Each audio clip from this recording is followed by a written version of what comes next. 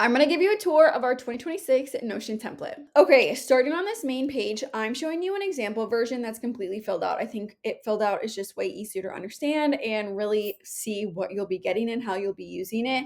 There are a few key differences between the template that you'll be using and this example Notion, so I'll make sure to tell you those differences. They're super minimal.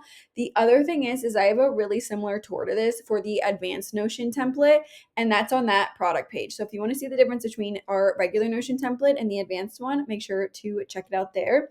But let's get into it. Okay, so this is what the Notion template looks like on the main page. Right here, you are going to see the biggest difference between the example Notion that I'm showing you and the one that you'll be using.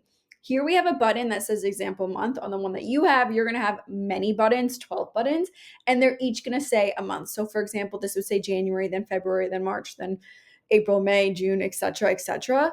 Let's click into here, and that is going to lead us to our monthly overview page. So you have the month on the side right here. You can color code it exactly how you want it.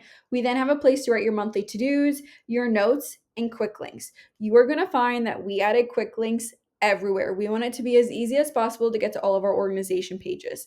So right here we have our monthly finance organization page. And this looks just like this. It helps you budget. You can track all of your expenses, and it's just so nice. Our goals organization page looks just like this. You have a spot to add a mood board and then get more nitty gritty on the specific goals you want to hit. And then the routines organization page, which looks like this. Scrolling down, we are then going to go to our weekly overview page. On yours, you are going to have all of your weeks divided out with a drop down. So this would say like January 1st through January 7th, January 8th through January, whatever that next week is. So we are going to open this, and this takes you to the weekly overview. This is something that's so nice to fill out on a Sunday or before your week begins, and it gives you just such a clear look at all the things you have going on.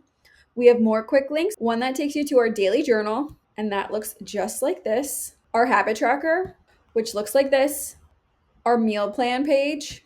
This is one of my favorites. It's where you can plan out all of your meals for every single day and then write down the groceries that you need for those meals.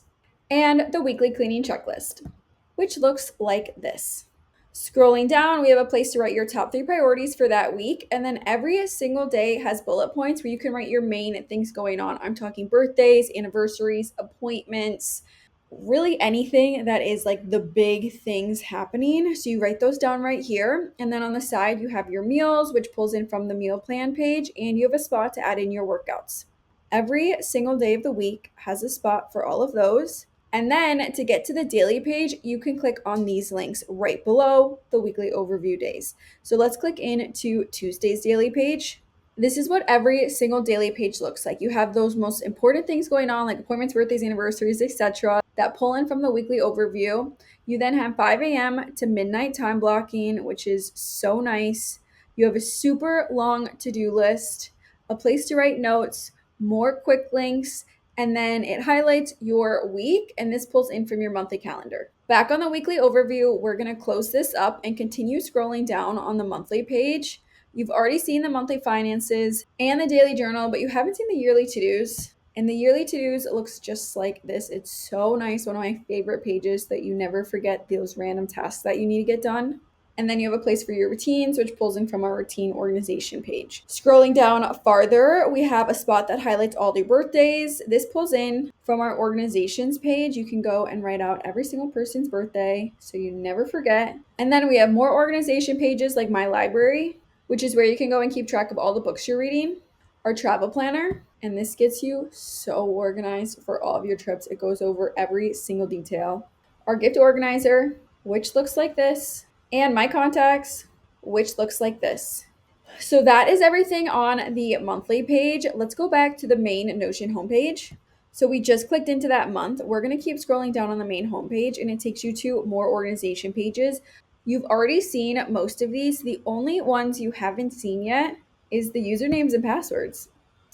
And that looks like this. But that is our 2026 Notion template. Like I said, we have a really similar walkthrough for our advanced Notion template, so definitely make sure to check that out so you can see the differences.